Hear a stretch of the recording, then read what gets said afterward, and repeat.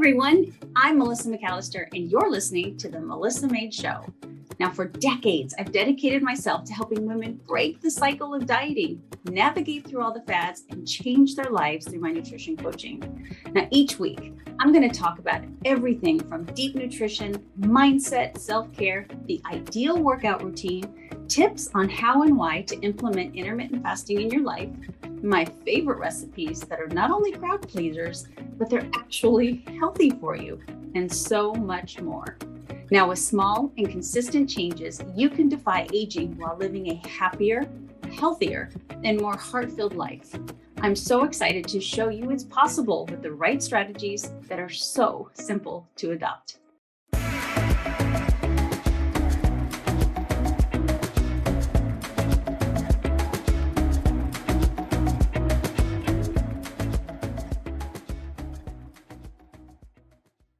Hello, everybody, and welcome to the Melissa Made Show. So if you guys follow me on Instagram, you know that I put out a little poll asking who you guys want to hear from.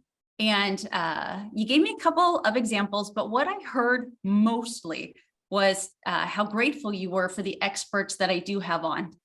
And I'm very grateful for that. And because of that, I'm grinning ear to ear because I think you're going to be blown away by today's guest. I just told him I have been binging his YouTube shorts. He has an incredible Instagram account. We'll talk about all that at the end, but he is a wealth of knowledge. You are going to listen to this episode many times. So the first time I want you to just relax, soak it in, and then listen to it a second time, have a pad and pencil ready to take lots and lots of notes, because I promise you, you will be blown away just as I am. So I'm going to give him a quick introduction and then we're going to go right into it because I swear I have a million questions for him. So hopefully he has the time for us. But Dr. William Li is an international renowned physician, scientist, and author of the New York Times bestseller, Eat to Beat Disease, New Science of How Your Body Can Heal Itself. Intriguing, right? His groundbreaking research has led to the development of more than 30 new medical treatments that impact care of more than 70 diseases, including diabetes, blindness, heart disease, and obesity. His TED Talk, Can We Eat to Starve Cancer, has garnered more than 11 million views. And Dr. Li has appeared on Good Morning America, CNN, CNBC, Rachel Ray, and Live with Kelly and Ryan. How fun. And he has been featured in USA Today, Time Magazine, The Atlantic, and O Magazine. He is leading the global initiatives in food as medicine. How powerful is that? His newest book, Eat to Beat Your Diet, Burn Fat, Heal Your Metabolism, and Live Longer, will be released on March 21st. I have already ordered mine. And I never give you guys homework, but I'm going to give you homework because I really want you to go watch that TED Talk. You guys know what a huge animal lover I am. And he talks about how his work has even impacted horses, dolphins, and dogs. So he's just an incredible human making a huge difference in this world. And I am so flattered, Dr. Li, to have you on this podcast to talk about all things disease, cancer, obesity, nutrition, food. In my nutritional world, I actually haven't heard a whole lot of, and it makes so much sense. So if you will share with us kind of how you came into that practice and how it's evolved over the years and how it affects us today. Yeah, well, so I'm a scientist. I study blood vessels, we call it vascular biology. And the reason that that's so important for everyone to know about is because our blood vessels bring oxygen and nutrients from the food that we eat to every single cell, every single organ in our body. I'm also a medical doctor, so I'm a physician, internal medicine, which means that I take care of young and old, men and women, healthy and sick. And my own vantage point has always been to keep people as healthy as possible. Although in medical school, I have to say what we're trained to do is to take care of sick people. My world is really about trying to keep people well. And if you do get sick, of course, we have to use the best tools that are available. But I always want to get people back to their health and not just to keep chasing the disease. And so I was very fortunate to be involved with a nonprofit organization called the Angiogenesis Foundation, which I helped to create almost 30 years ago. And we set out to study blood vessels, to harness the power of blood vessels, and to really try to figure out how to help the body restore its own balance in blood vessels. That led to actually 43 new FDA approved treatments and devices for cancer, complications of diabetes, and even blindness. And Fantastic. one of the things that I learned in this whole journey of developing new treatments is that, well, we were actually treating the horse after it left the barn, and it would be so much better to be able to use the power of blood vessels and our own body's power to be able to prevent disease in the first place. When you talk about prevention, you really can't talk about medicines because they're expensive, they have side effects, and we're already looking at global inequities in healthcare, Mhm. and not everybody can get access to the latest and greatest and the most expensive stuff. But the good news is that food can be studied in the same systems that we test drugs and really get that scientific evidence. So as a scientist, that's what I care about. Not, somebody who just like waves kale, a frond of kale and say, eat it. I want to know why. And I want to know how much. And I want to know what it does in your body. And so that's what I set out to do. And for prevention, also for treatment, it turns out that food as medicine is one of the most powerful things that we can actually do for ourselves. It's the healthcare that we can practice for ourselves outside of the doctor's office. Yeah, 100%. And my mother just actually is in remission for breast cancer. And so cancer has been very near and dear to my heart lately. Been trying to help her with foods that can help now that she's in remission, don't want it to come back. And it's just sparked that energy in me to help people understand what foods that they can eat. And I know you're very honest in saying there's not just one food that you're going to eat that's going to, keep cancer from happening in the body. And in fact, which is fascinating, you talk about how there's always little tiny ballpoint pen cancer cells in the body and how the food that we eat can help us, our bodies decide what to do with that. Can you share? I saw you on another podcast that was fascinating. You shared the five top foods that you would share or recommend somebody who obviously, which should be the whole world, wants to really prevent cancer, or if you've had cancer and you're in treatment or you're in remission, what 5 foods you would pick?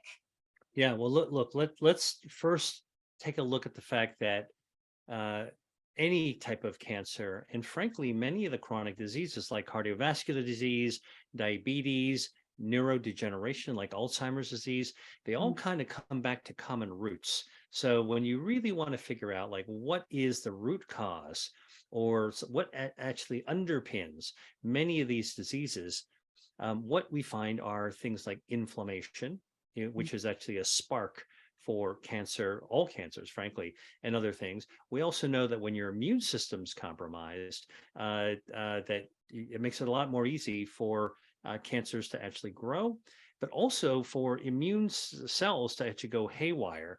And cells that are supposed to defend you for a short period of time wind up just going nuts. And part of the crazy chaotic behavior that they do is they cause it even more inflammation. We do know, for example, that your gut microbiome, our Mm-hmm. healthy gut bacteria, lowers inflammation in your body. So feeding our gut bacteria, treating our bodies and treating the bacteria we have so that they're healthy makes us healthier and therefore more resistant to diseases as well. And we also know, by the way, that when we actually grow excess body fat, even in thin people, so it's not just about vanity where you don't seem to weigh too much and you don't look big in the mirror, but everyone can actually grow harmful body fat inside their body.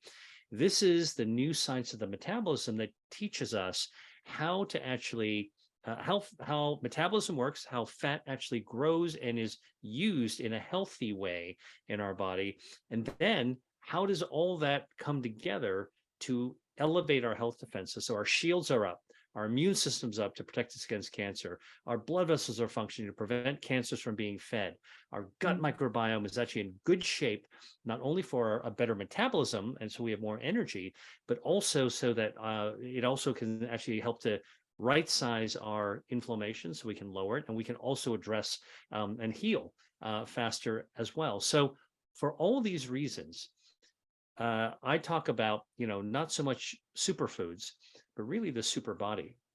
Mm, Because what's really amazing is that our body has 5 health defense systems: blood vessels, stem cells for regeneration, our gut microbiome, our DNA, which is much more than a genetic code. It actually protects us against the environment, harms from the environment, and our immune system.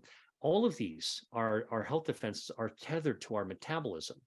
And our mm. metabolism actually gives us the energy, gives us the ability to enjoy our healthy lives. So not only do we want our shields raised, we want the energy to be able to live our whole life with, full of vitality. And that's how all this is interconnected. So the foods that you're asking about, is of course, it's natural to say, what food for breast cancer, what food for prostate cancer? And there are answers for that, actually, because of the research that's been done in the lab, in the clinic, in public health studies. So we do have answers for those things.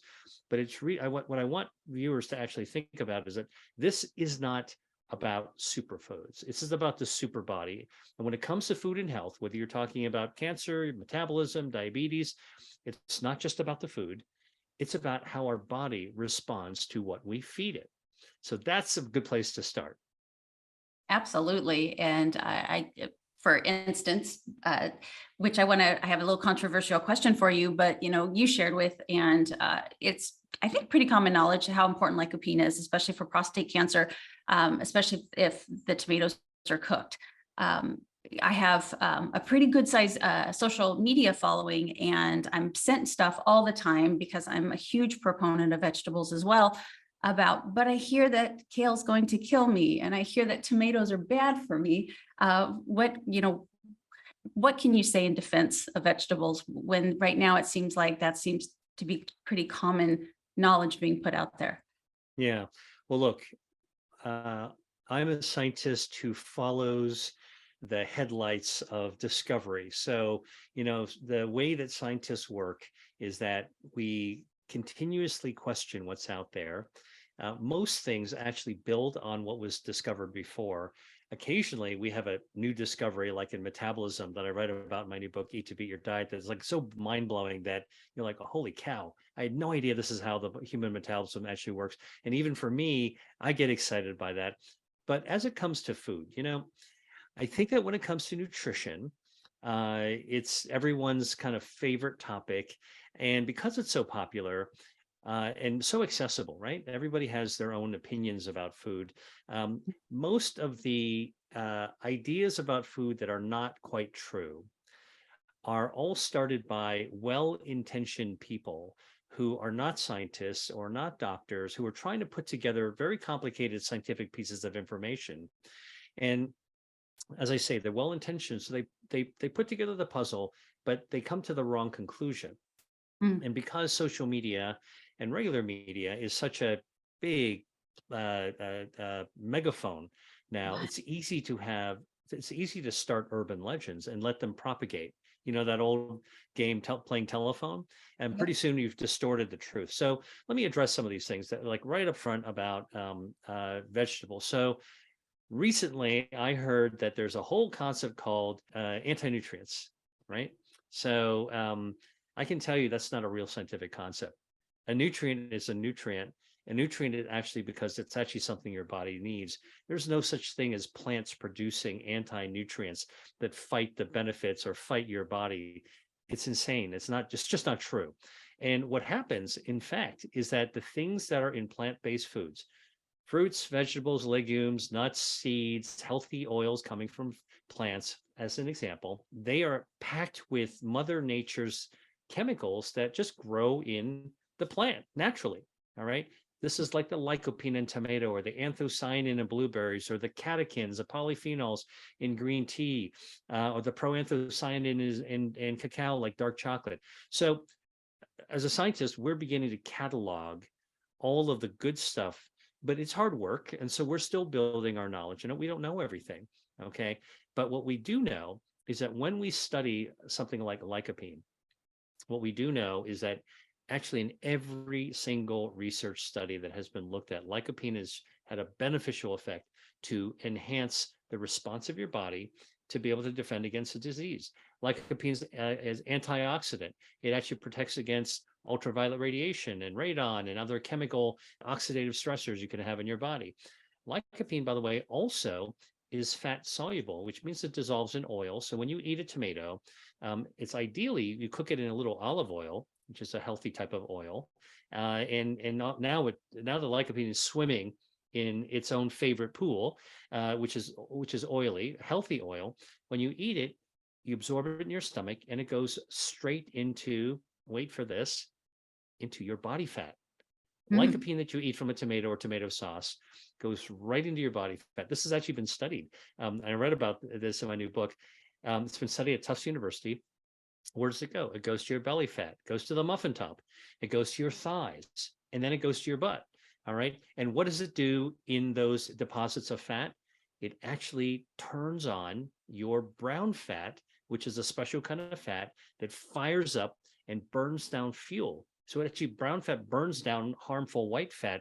And so you can actually shrink your waist size and burn down excess harmful body fat just by eating tomatoes. And this has Mm. been studied in human studies. Tomatoes, by the way, also have been shown to reduce the risk of the development of prostate cancer.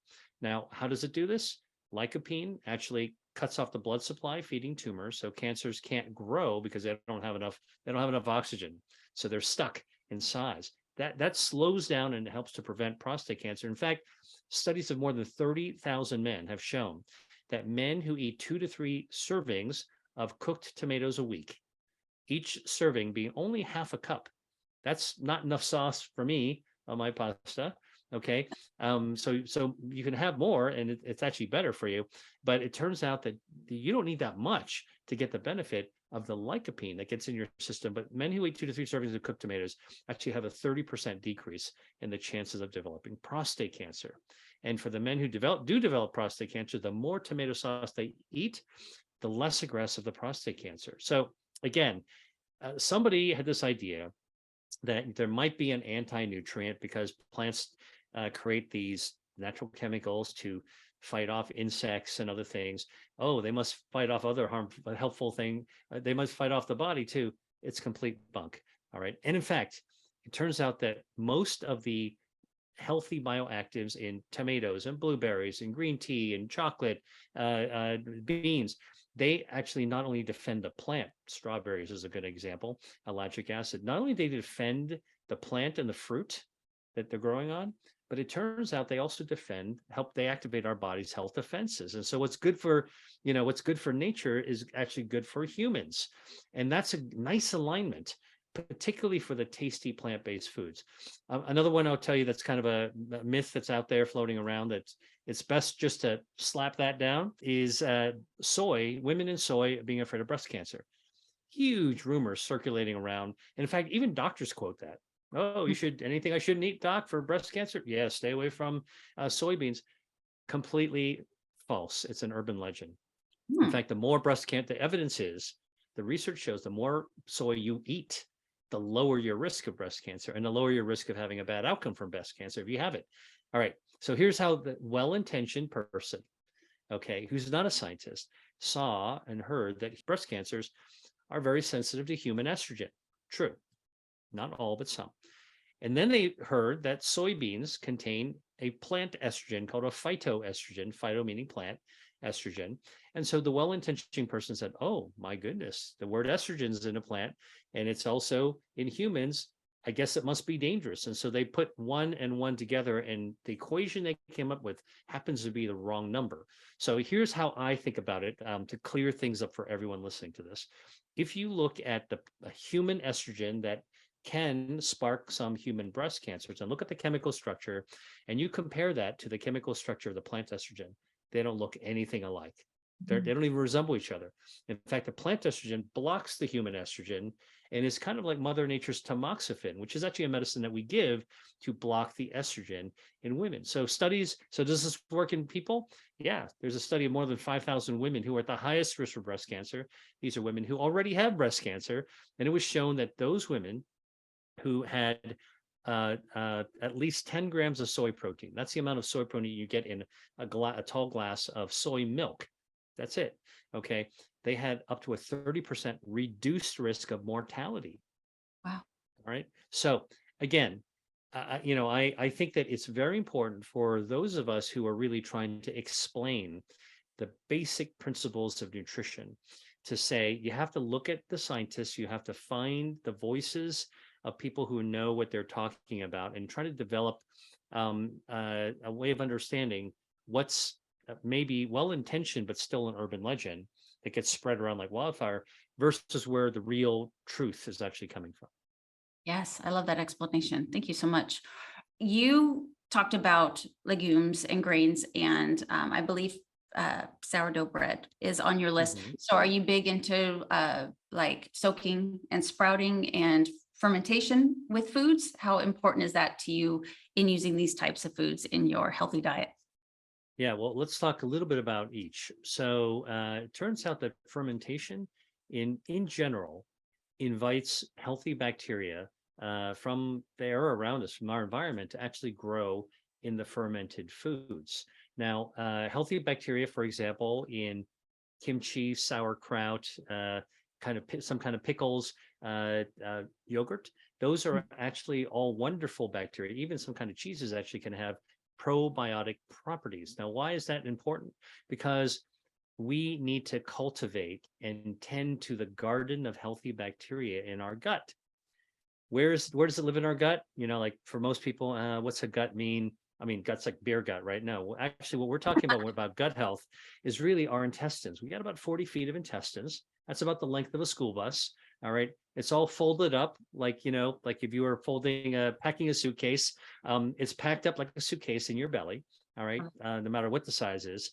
And the stuff that pooches out can be body fat. But the actual intestines folds up nicely. It's kind of like what you could put in a carry-on kind of thing, literally. And the part of the gut, because it's really long, starts in your mouth and goes all the way to the tail end, is your colon. The colon is the last part of the gut, and the part of the colon, okay, there's a part called the cecum. The cecum is kind of like a vacuum cleaner bag. Okay, it kind of collects poop and collects all kinds of stuff, but it's also the home. It is the garden where your healthy bacteria, most of your healthy gut bacteria actually grow. They're super happy there. And so when we eat foods like beans and legumes, and these are prebiotic foods, we're actually feeding our healthy gut bacteria. They love us. We give them room and board. The room is in our cecum in our gut, and the board is the food that we eat that our body doesn't absorb. It passes on to the gut bacteria, and they pay us rent. The rent they pay us is metabolic products made by our healthy gut bacteria that lower inflammation, streamline our metabolism, help us heal faster, and our bacteria even text messages our brain to release social hormones like dopamine, serotonin, oxytocin. Oxytocin, by the way, is the kind of hormone that your brain surges when you go meet a friend at the airport you haven't seen in a long time, and you're like, oh my gosh, I haven't seen him forever. You give him a hug. That feeling that you feel so good seeing somebody, that's oxytocin flooding out. Oxytocin comes out with a kiss, not just a peck on the cheek, but a good French kiss.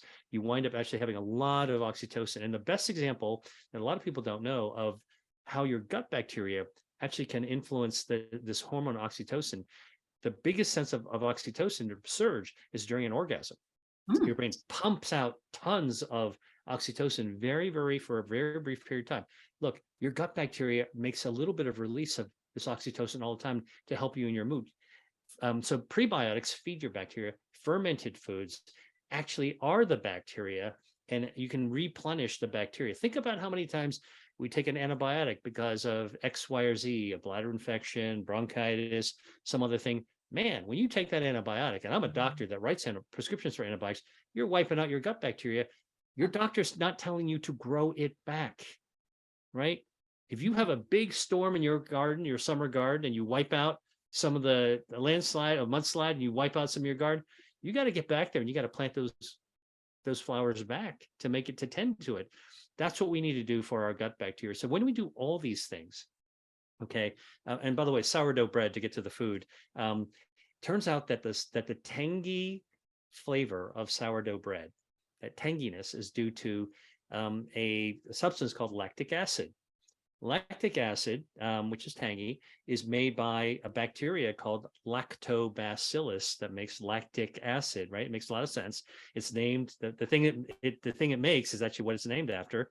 And Lactobacillus reuteri, that's the first name and last name, the genus and species of like this kind of sourdough bacteria. It's used in a starter for sourdough. By the way, and so what happens is that hundreds of years ago in France, when the bakers, the master bakers, were inventing sourdough bread, they had fermented bread, they had bacteria, they pinched a little bit of it, of the starter, they made loaves of bread, but they always kept the pinch. And so today, believe it or not, there are still remnants that passed down over the generations of the original lactobacillus. In fact, the lactobacillus has evolved over human history to live in sourdough bread. There's actually a whole species of bacteria that's compatible with sourdough bread. So now you ask, wait a minute, you're baking a bread 400 degrees for 20 minutes to get that golden crust. You must kill the bacteria, right? Yes, it turns out you do. But the good stuff about this probiotic is even the pieces of the bacteria that are left will help your metabolism, will help that oxytocin. It's quite help your immune system. It's quite amazing. As a little side note, what else uses lactobacillus? Yogurt has lactobacillus reuteri. And another thing that many people don't know, although I am a big proponent of plant-based foods, but I just want people to know this, is that cheese masters actually will use bacteria to start their cheese, right? Cheese starters. It turns out that in Italy, the Parmigiano Reggiano cheese actually is started with lactobacillus reuteri. So you can get a dietary supplement of lactobacillus reuteri. I take it every single day because, by the way, that bacteria, I've done research on this bacteria, besides helping to improve gut health in the lab, lactobacillus reuteri lowers the risk of colon cancers, breast tumors as well, improves immunity, and in human clinical trials, it kills the bacteria in your mouth that causes cavities. Pretty cool, right? Yeah. Are you ready to learn the secret behind how I continue to be so healthy? Well, it all comes down to science. If you've been listening to my show for a while now, you may have heard me mention something called the MAID diet. Yes, that's right, because I'm so passionate about how learning about the effects that nutrition has on the human body, I always seek to learn as much as I can and apply that knowledge. One of my best learning tools has been self-experimentation. And now in my late 40s, I have to say, I've done a pretty good job. It's hard to find trustworthy, even accurate information in this country. Between the influence of big corporations with monetary agendas, the nutrition labels designed to deceive, and downright misleading information that you were taught in school, navigating food and nutrition with your optimum health in mind can be quite challenging. Take the food pyramid, for example. In an ideal world, I'm sure we would all love to eat pasta and baguettes for every meal, but that's simply not what's best for our bodies, our health, and our longevity.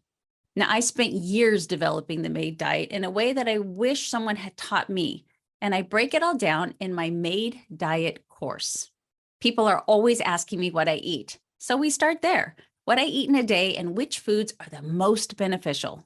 So think something in between the Mediterranean and the paleo diet. It's a lifestyle plan that incorporates moderate protein, adequate fat, decreased carbs, and an introduction to intermittent fasting. But please, I want you to keep in mind, just because I say decrease carbs, I don't mean decrease carbs in what your body needs. I just mean decrease carbs in what the standard American diet has become. You still get plenty of quality carbohydrates, just not in the mass amounts we have been eating to get us into such an unhealthy state. And of course, we're going to talk about what foods to avoid because that's just as important. We even talk about how to eat healthy on the go because let's face it, we're busy and that's just life. And then there's intermittent fasting. I share all of my favorite tips and tricks, and a lot of science are along the way. I could not say enough good things about intermittent fasting, and I'm honestly so surprised more people are doing it. You'll also learn how I've learned to balance my hormones and feel my best because so many women struggle with this. And lastly, we cover the mindset behind making a change, because we all know that your mindset is the key to your success in anything that you do. So if you are struggling with diet in terms of feeling your best, or you are ready to take your health to the next level, I strongly recommend you check out this course. Now, the course is structured in 5 modules, 16 lessons, and a whole lot of research to back everything up. So I want you to visit my website, themaidediet.com or melissamaid.com, and you will see a tab for the course. Click on that to get access today and learn why you should be eating this way too. Well, you've made me incredibly hungry. I'm thinking for dinner, I need some sourdough bread with pasta sauce and Parmesan cheese on top, which is very Mediterranean-like. And I've heard you mention lots that, you're a big fan of the Mediterranean diet. And I see, in this book that you're coming out with, you give a 4-week sample meal plan with all of these healthy foods to really just supercharge your metabolism and to help with weight loss and stuff. My point is, though, with these, all of these ingredients, I notice obviously lots of fruits and vegetables and things like apple cider vinegar and stuff like that, and seafood. So is that kind of your main source, aside from plant-based proteins, your main source of protein? Can you shed a little bit of light on other forms of protein in your thoughts?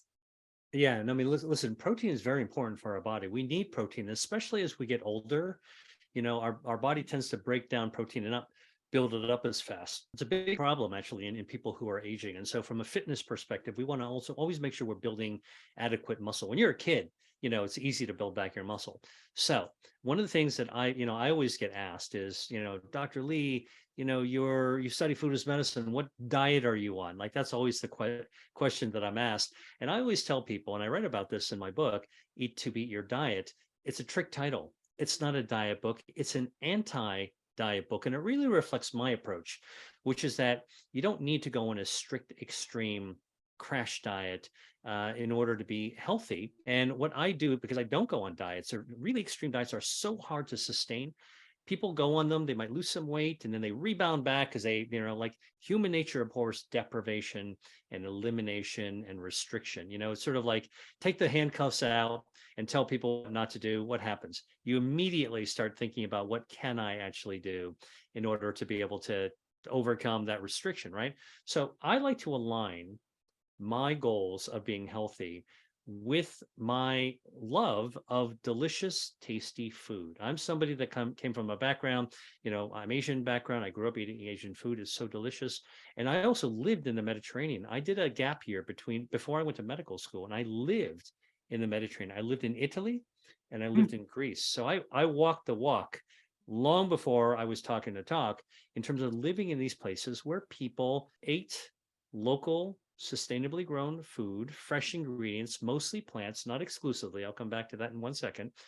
And they really enjoyed what they ate. They took the time to savor, to think, to plan, to appreciate what Mother Nature actually gave us. And the result, on a dinner table or the lunch was so absolutely delicious. I want to share with my readers and your viewers the fact that we don't have to fear our food. If you want a better metabolism, if you want better health, we should lean into our food, pick those ingredients knowledgeably that can help our health defenses, that can help our natural innate metabolism thrive. And that way we can, really get along and with our lives and enjoy it as well. So how do I eat? I talk about this in my new book, Eat to Beat Your Diet.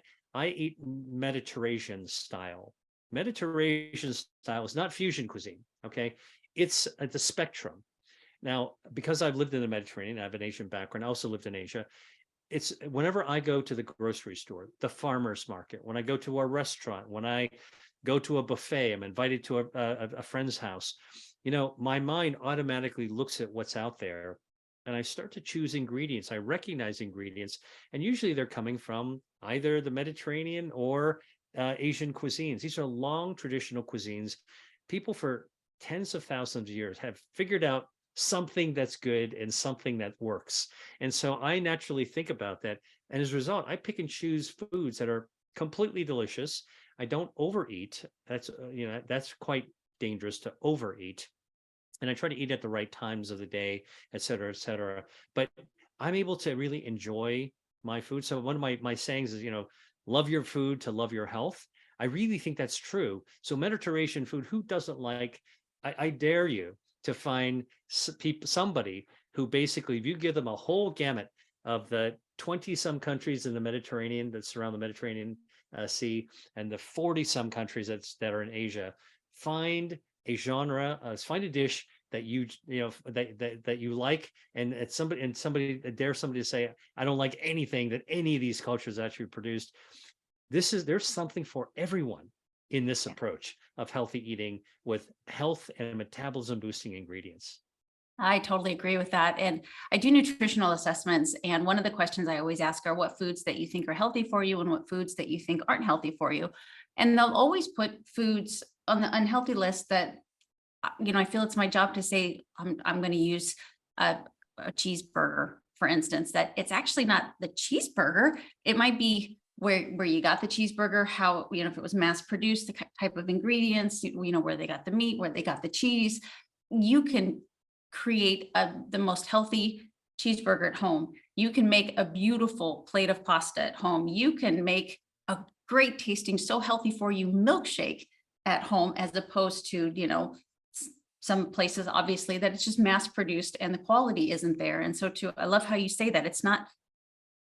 Here in Mexico, you think Mexican food, you might think Taco Bell, you might think Taco Bueno. Here, when we stop at a little tiny roadside taco stand, it is the freshest, most nutritious meal you could ever imagine. And so I think it's so important for people to realize that they can stay with their heritage foods if they love what it is that they're eating. If they just really adopt more of, your huge, beautiful list of foods, more of those into your grocery list, and you cook at home and learn to love the foods that are good for you. Like you say, sky's the limit on what you can eat. There's really no restriction.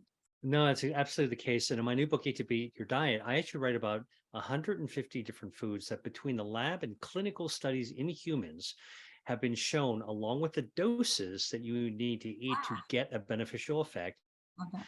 what actually can light up your life, give you more energy, help your metabolism, fight harmful body fat, even in skinny people.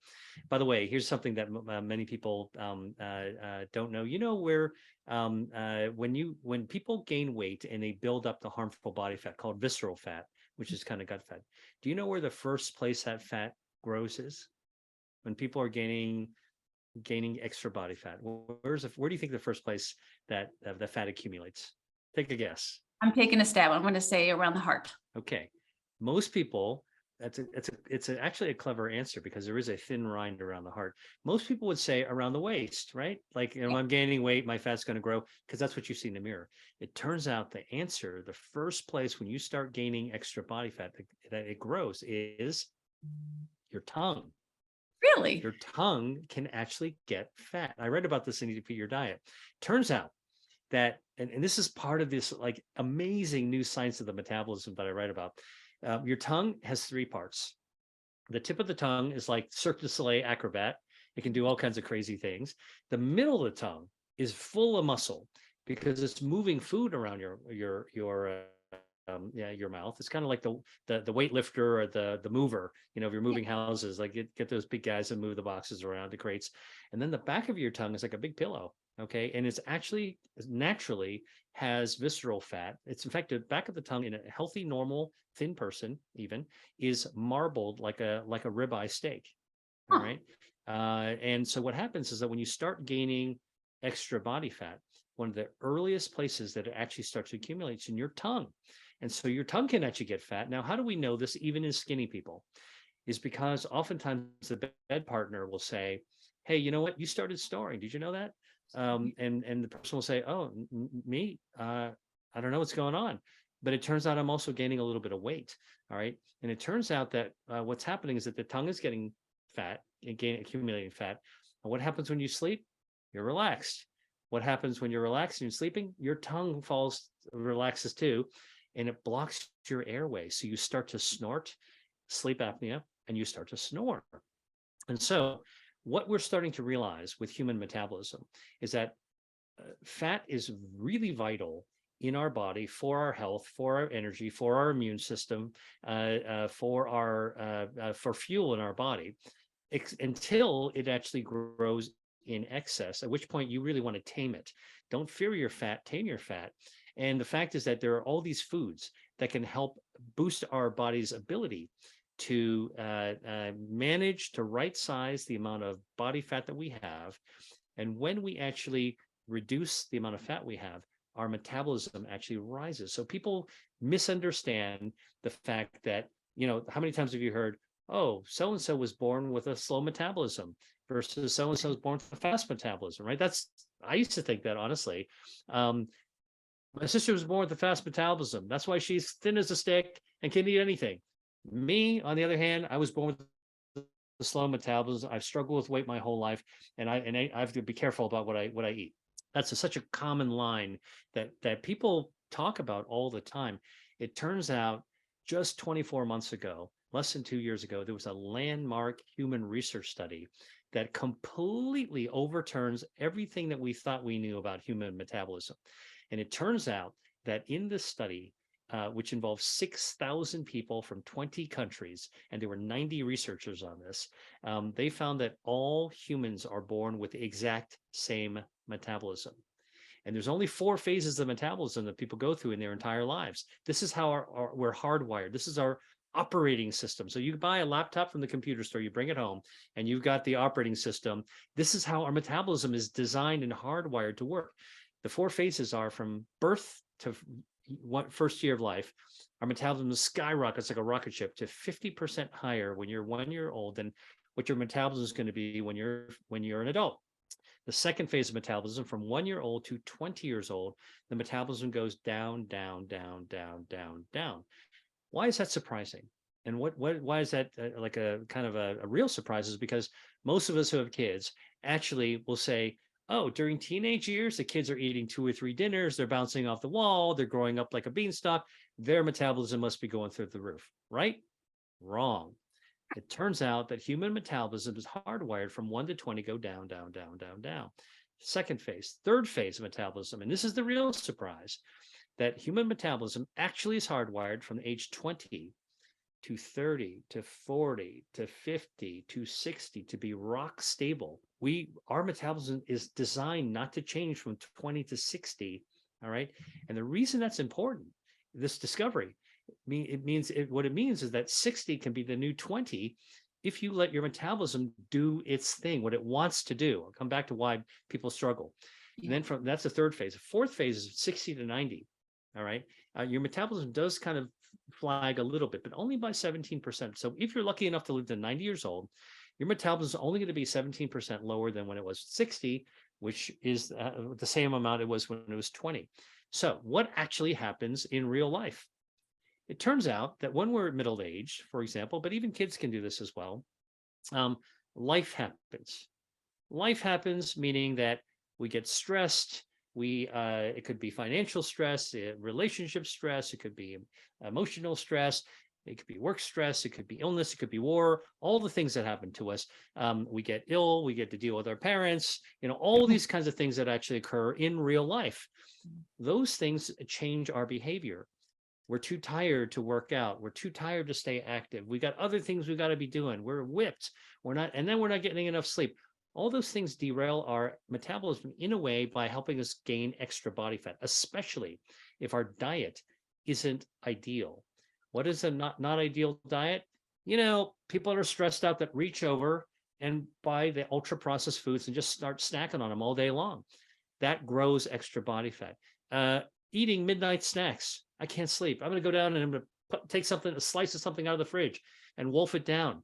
Now you've just screwed up your metabolism and you've loaded on some fat building stuff usually to your body. So as it turns out, this research has shown, it's not that you're born with a slow metabolism. Your metabolism is hardwired to only go through these 4 stages. But if you actually add extra body fat, grow extra body fat, that extra body fat sits on and crushes your metabolism. So it's the other way around. It's not that a slow metabolism is your fate, and so you have to always struggle with food. It's that if you're not careful about your food choices and you grow extra body fat, it's fat that will slow your metabolism, completely the other way around. But what that means is that our metabolism isn't our destiny. People go, oh man, I'm screwed because of the way I was born. Wrong. We are all born the same way. We're equals.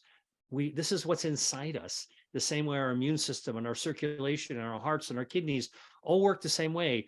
This is the big discovery that I write about in my new book, Eat to Beat Your Diet, is that body fat that accumulates can crush your metabolism. What that means is that we can fight that extra body fat. Doesn't matter what your body size is. You could be big, you could be thin, you still can gain that extra body fat that crushes your metabolism. So make good choices. I give you 150 different foods that all span the Mediterranean and Asian genres of traditional feeding. Fight that body fat. You can ignite your brown fat to burn down harmful white fat, and your metabolism will naturally rise to where the operating system wants to go. You control your metabolism, and that gives you more energy to enjoy your life while you're enjoying your food. Yeah. And you know, you guys, you got to see this list. I mean, he's got dark chocolate on there. He's got lobster on there. It's an amazing plethora of food. So Dr. Lee, a question for you, without me saying anything beforehand, to tell you my thoughts. Can you talk to me, as important as it is what you eat, do you have any opinion on how important it is when you eat? Oh, yes. Okay. So the timing of our eating can be very helpful. I don't think there's any hard, fast rules, right and wrong, but I want to explain to you sort of like what we've discovered in the medical research world about what happens in your body when it comes to eating, timing of eating, and your health. It all has to do with what happens when we put food into our mouth. Mhm. The moment we put some food in our mouth, what happens is that there's an organ that is our pancreas that makes a hormone called insulin. Many people have heard of insulin. It's normal. It's not just for diabetics. It's normal. And what insulin does when we eat food, our insulin levels rise, and insulin is part of our metabolism to help take the energy, the fuel that comes from our food, and bring it into our cells so we can actually power up the engine of our body. Just like if you go to the gas station to fill up on gas, like we don't pull over when our fuel is low. When our car fuel is low, we pull over to the gas station to fill up our tanks. When our body's fuel is low, we pull over to the dinner table, okay, or to a restaurant or to the refrigerator to pull out something to load up on fuel. Insulin helps to pull that fuel into our body, and anything that's a little extra that we don't need to operate ourselves, our body will then, from our food, will store it into fat cells, little tiny fat cells. And think about it like a gas tank. It just fills it right up. And a nice thing about a fat cell is it's very flexible. So you can actually fill a fat cell up to 100 times its own size. All right. And that's actually where building up fat can be dangerous, because if you overeat, you'll be filling up lots of these fuel cells. Your body needs actually fuel. But timing of eating. When you're eating, your insulin goes up and your metabolism focuses on storing fuel. Let's focus on storing fuel. Let's not burn fuel because we want to save it, right? So that's how our metabolism is hardwired. During the day when we're eating, our body is fixated, focused on loading up on fuel, storing fuel, putting excess energy from food into our fuel tanks. We don't burn it. So during the day, we're not, unless we exercise and we're not really doing anything major to burn energy other than to survive. However, when we go to bed, we're not eating. What happens when we're not eating? Insulin levels go down. When insulin goes down, guess what? Our metabolism shifts gears. All right. It goes from storing fuel into burning fuel. All right. No more food. Let's dip into those fuel tanks and let's burn it right down. Okay. And by the way, I'd like to give an example of like how the body burns fuel. I use this this is like a torch. You can actually see, you can create a little. So this is actually our when we're burning fuel, okay, we're consuming energy. That's what it actually takes. And there's even a special kind of fat called brown fat that can actually be sparked in order to burn extra energy. When we're not eating, we tend to burn energy. We burn fuel down. Okay, so when we're sleeping, we burn fuel. The longer we sleep, the longer we have for fuel burning. And what do we do when in the morning after sleeping? We get up and we eat breakfast. We break our fast. Mhm. Fasting is not eating. And so this is where this whole concept of, the fad of intermittent fasting is. People make a big deal out of it. Oh, it's a trend. It's a brand new thing. No, it's not. Let me tell you, it's the most natural thing that we do. We intermittently eat during the day and we intermittently don't eat at night when we're sleeping. So intermittent fasting is just a term that describes what we do when we actually sleep. So, but what about timing? Okay. So let me tell you that if when you're sleeping and not eating, you're burning fuel, because that's how your body's wired, the longer you have to burn it, the better it is. So let's say you sleep 8 hours a day, which is what I recommend as a doctor. People should aim for. Not always possible. It's a good uh, time to aim for. All right. So let's say you go to bed at 11 and you get up at 7 in the morning. That's 8 hours. All right. Now, how do you extend your fat burning time? All right. Well, the night before, when you eat dinner, let's say that, I know you're in Mexico, you might eat a little bit later, but let's say most people eat dinner at 7. Okay. And you eat dinner for an hour and you put the dishes away at 8 o'clock. All right. Now, don't don't snack after dinner. Don't reach into that refrigerator. Don't eat an extra slice of something. No midnight snack, no bedtime snack. When you put the dishes away, that's it. So let's say that you eat at 7 and you put your dishes away at 8 and you don't eat anything else before bedtime. That's 8 o'clock to 11 o'clock. That's 3 hours of extra time your body has to burn fat. 3 hours after dinner, over to 11 o'clock, then you go to bed and you're not eating anything. That's for 8 hours. 3 plus 8 is 11 hours of fat burning time to right size your metabolism. Get up in the morning. I'll tell you what I do. All right. I don't do what my mom told me to do when I was a kid. Our moms always told us, get up, get some breakfast, and you run to catch the school bus so you can get to school in time, right? Okay. So here's the thing. We're adults. We don't need to do that anymore. So what I do is I get up, I take my time to get ready, take a shower, brush my teeth, get dressed, take the time to get dressed, and then I'll actually go for a walk, or I will check my emails, or I'll do something. But what I do it for about an hour after I wake up before I actually sit down to eat breakfast. Now, why is that important? Because I'm not having food in my body. My body is still burning fuel. 3 hours after dinner, 8 hours during sleeping time, 1 extra hour in the morning before I have breakfast. Add it up, do the math. That's 12 hours. That's half the day of metabolism fuel burning time. And I can tell you, I use a little device called the Lumen to measure my metabolism in the morning. And I'm always in the fat burning mode in the morning. So timing actually makes a difference if you give your body the maximum amount of time to actually, for your metabolism to be in fuel burning mode. So I don't have you have to go to bed at 8 and you have to do this. And by the way, 12 hours of not eating and 12 hours of fasting and 12 hours of fasting eating, that actually works to help you streamline your body. True. If you want to go take it to the next level, you want to be hardcore, you want to go 16 hours of fasting, which is not that easy to do for a long term. Anybody can do it for a short term, but for a long term, it's kind of difficult. You want to do 16 hours of fasting and 8 hours, squeeze everything in 8 hours for eating, go for it. You'll get a little more out of that. But I'm all about sustainability. I'm all about fitting it into your real life. And I'm all about, enjoying it as you're doing it as well. Because think about it, if you're eating dinner with other people, or eating your food with other people, they might not be into that 16-8, 12 and 12 is a great starting point and very reasonable to do. You couldn't have said it better. So I wanted you to, say exactly how you felt. And I love that. I'm a huge proponent of not eating when you first wake up and not eating before you go to bed. So I absolutely love to hear that. I have 2 more questions for you, if you so will. One is in another podcast, I listened to you and you kind of just lightly touched on organic foods. And I really appreciated what you said. Number one, it was an aha moment for me, and I might mutilate it, but when you said you were really kind of upset when you realized you were paying more money for things to not have harmful things. I forget how you put that. You can fix that for me, but I really love your mindset when it comes to organic foods, if you'll share. Yeah. So look, when the organic food movement started, I was a kind of a skeptic, to be honest with you. Beautiful foods laid out. They all looked very nice. They were expensive, like some of them really expensive. And I was trying to think through, why would I spend more money to get stuff that was grown with less pesticide? Like, that doesn't make sense. More money for less bad stuff.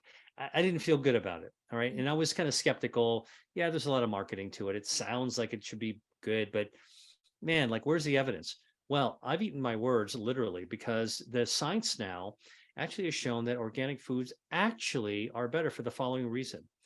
So, researchers have actually studied, let's use strawberries, for example, but they have also studied coffee and tea and all these other foods as well. When you grow conventional uh, foods and agriculture, you're spraying foods with pesticides to keep the bugs down. So the bugs aren't nibbling the leaves and the stems of the plant. Everything looks nice, more uniform. You don't have to deal with the pests.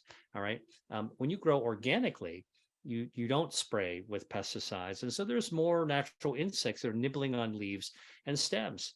Okay, so remember, we were talking about bioactives are naturally in food, like the lycopene, like the catechins, the polyphenols, like the anthocyanins. All those, there's thousands of these natural chemicals that actually activate our health defenses and help our metabolism. Hydroxytyrosol in olives, narogenin, hesperidin in citrus fruits. I can give you a whole list of all these bioactive sulforaphanes and brassica, like broccoli and bok choy and broccolini, et cetera, et cetera, et cetera. Allicin in garlic, quercetin in capers and in onion and in red onions. All right. I could continue, but I won't.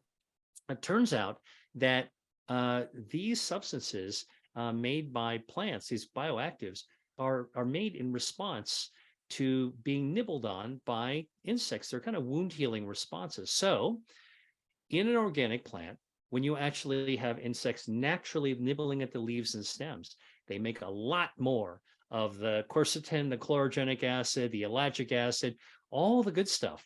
Tomatoes, they make more lycopene. All right. But in the conventionally grown, pesticide bombed, napalmed with pesticide, conventionally grown plants, they don't need to make as much bioactive because, they're not nibbled on. All right. And so they're just kind of weaker when it comes to the bioactives. Now I realize, for example, organic strawberries have 3 times more ellagic acid than conventionally grown strawberries. Coffee with chlorogenic acid can have 30 times more chlorogenic acid than in conventionally grown coffee. Wow.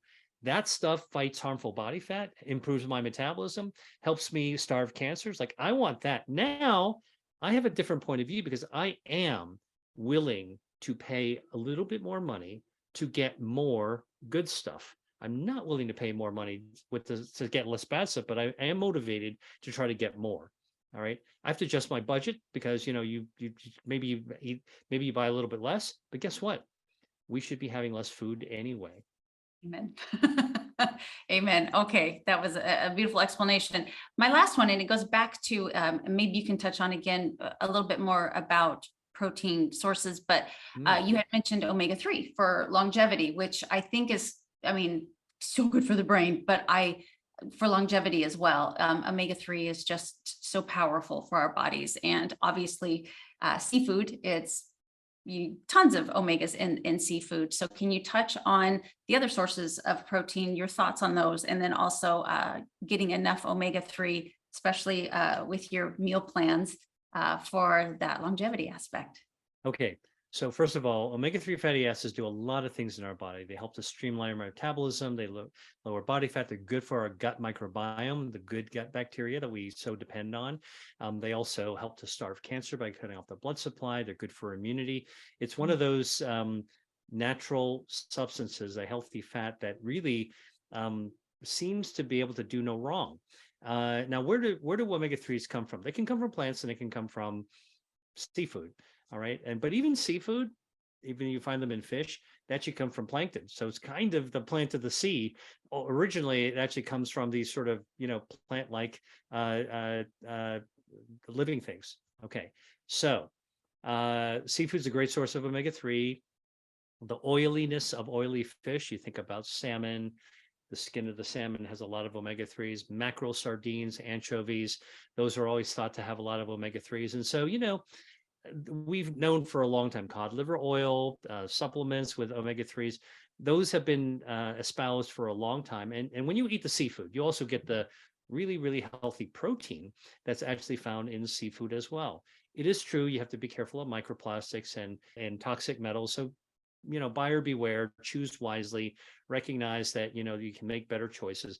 But it turns out that seafood is a great source of protein because most of the studies of longevity have shown that people who live longer and die less of the usual causes of death, heart disease, cancer, diabetes, they're actually eating more seafood. Okay. And they don't have to eat a lot. They just have to eat it 2 to 3 times a week. And they don't have to eat a lot each time. Just having a serving, which is basically the size of a piece of fish, the size of a deck of cards, about 6 ounces. That's all you actually need. So, one of the things I write about in my book, Eat to Beat Your Diet, because so many people go, seafood, I don't like it. What I would tell you is that anybody who says they don't like seafood, I respect that. I mean, there's a lot of things that I might not really like. I will tell you the reason you don't like it is you just haven't had it cooked properly for you. Because if you go to the coastline, whether it's in Mexico or in Europe or in Asia or anywhere where people are living off the sea and growing up eating seafood, man, is the seafood absolutely delicious. It's mouth-watering. And so one of the things I try to do is to encourage people not to be afraid of the seafood section of a grocery store. If you happen to live in the coast and you're lucky enough to live near a fishmonger, man, get the fresh stuff. But here's the big surprise. Studies have been done to show that, what we used to think that you need, which is like really oily fish, in order to be able to get the benefit for your metabolism, for example, salmon. It's got about 1,500 milligrams of omega-3 fatty acids per serving. A research study was done showing, people actually eat salmon 3 times a week, about, a deck of cards size serving. Over 8 weeks, they're gonna, and if you cut down your calories a little bit, they'll lose 15 pounds. That's a lot of weight to lose just with salmon plus cutting down your calories. But the big surprise that this research study did, and this is out of Iceland, they also studied a non-oily fish like cod. Cod's not oily. It's a white, mild fish, not considered oily. But guess what? It's got some omega-3s in it too, as well. 284 milligrams. So really 6 times less omega-3s. And guess what? When you have cod 3 times a week, you'll lose 10 pounds. So about 30% less than if you had the really oily stuff, but it also works. And what that means is that we don't need as much as we thought we did to be able to get good health benefits. And so if cod represents a minimum of omega-3s of 284 milligrams. Okay, what I've done is I've calculated my book, Eat to Beat Your Diet. So then what's the dose you need of some other seafoods? Guess what? A serving of cod that has 284 milligrams of omega-3, healthy omega-3 with great protein, good source of protein. You can also get it from 4 medium-sized Gulf shrimp. That'll give you the same amount of omega-3, or 8 oysters that you would actually get. Okay. Or of course, mackerel is very oily. It's got a lot of good omega-3s. You only need 1 forkful of mackerel in your mouth, and you'll get the same amount as cod actually has, or half a deck of cards of halibut will give it. Point is that there's ways of getting great protein sources that taste amazing across a whole range of seafoods, and you don't have to eat very much. All right. And you get a great source of protein as well. Sea bass. Research has been done recently to show there is a peptide, which is what proteins are made out of. Okay, good protein. There's a peptide in sea bass that speeds up wound healing. So eating sea bass introduces in your body something that can help you heal faster. That's fascinating. I love sea bass. Love sea bass. This has been so, I told you people, I told you. And as soon as I get off this recording, I'm going to go on my stories and talk to you guys about the book, because I want you to pre-order it, because I want you to have it by the time this comes out, which will be soon. The book comes out March 21st. But Dr. Lee, it's so impressive, the heart that you've put into people understanding. And that's what I'm most excited about your book is, you had mentioned this on another podcast that, it's not just, hey, you need to eat salmon, or, hey, you need to have some walnuts, or you need to have some caviar. It's how much is going to benefit you, because otherwise you're completely clueless and you could be overdoing it, or you're really not benefiting enough because you're not really putting enough in your body. And I think that's incredibly powerful and totally different from anything that's out there. So I appreciate that as well. Your work is very appreciated from a food nerd like me. I am so excited to dive into it. Can you please share with the audience all the wonderful places that they can find you and where they can find the book to pre-order. Yeah. So look, I'm a researcher that basically every day I'm sitting in front of a fire hydrant of information coming at me. So I take that information, I decide what it is that I feel you need to hear about. So, part of my mission is to get useful information out to people. You can find that information. Come to my website at drwilliamlee.com, Dr. William Lee. Come to my website, sign up for my free newsletter. I hold free master classes. You can come and join and hear about the latest information. Or you can follow me on social. My handle is at Dr. William Lee, Dr. William Lee, Li. And you can find me on TikTok and Instagram and Facebook and Twitter, all the usual suspects of the places. And what I do literally is I actually try to tell you all the stuff that you need to know. And for people who really are interested, I've got a metabolism mini course that is like really great if you want to get a quick start guide on how to jumpstart your metabolism in an easy, delicious way. I got shopping lists in there and recipes in there for you. But then people who want to do a really deep dive, you basically say, look, it's time to change my life. I'm ready to do it. I'm going to commit to doing it. I actually teach them a 4-week course. It's an online course to really go deep. We've got people from 40 countries around the world that have all signed on to this program. And it's, just really fascinating. It's really fulfilling for me to be able to get out information. It's not only fascinating, but also tastes great as well. My whole point is really to enhance your life. Food nerd is something that I'm a food nerd too. Not only is it information about food, but hey, let's taste some delicious stuff. Let's do it together, and let's do it in ways that we know is going to elevate our health. So thank you very much. Oh, you're welcome. And I promise you when I get the book, because I love to cook, I am going to do some of your recipes and I will tag you in them. I really think it's important for people to see new and different ways. And I'm not even sure if it was you or not. That said, it might have been, because I've been binging you so much, that if there's a food that you don't think you like, or I'm pretty sure that was you, when you grew up, your parents or your mom didn't make it, and you're like that was me. Brussels sprouts, bless my mom's heart, she boiled Brussels sprouts and the house smelled like farts and they were slimy and they were gross. So I hated Brussels sprouts until I found a way to roast them in the oven, and I'm like in love with them now. And so the fact that you offer that kind of, here's some delicious recipes, people can't have the excuse of I don't like seafood or I don't like these vegetables. Try it. You've got, a beautiful book coming out. And do you have recipes in your other book, the Eat to Beat Disease, as well? Oh yeah. I've got dozens of recipes in both books. The newest one, I actually have recipes from my own kitchen that I actually cook, that I like to actually eat as well. And they're really, I would call them foodie inspired. Right. And they're supposed to taste good, because that's what I want people to recognize. You can love your food to love your health. Absolutely. And sit down and enjoy it with friends and family. So thank you, Dr. Lee. And as always, everybody, as I'm sure you do now, I want you to wake up feeling prepared, and I want you to go to bed feeling proud. Have a great day. Wow, we've reached the end. But before I leave you, I'd love to hear from you. After all, it's not every day that someone reaches out and asks for your opinion. And to me, your opinion does matter.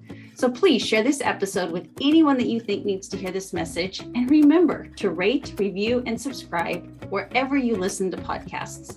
My name is Melissa McAllister. And until next time, thank you for being your own health advocate.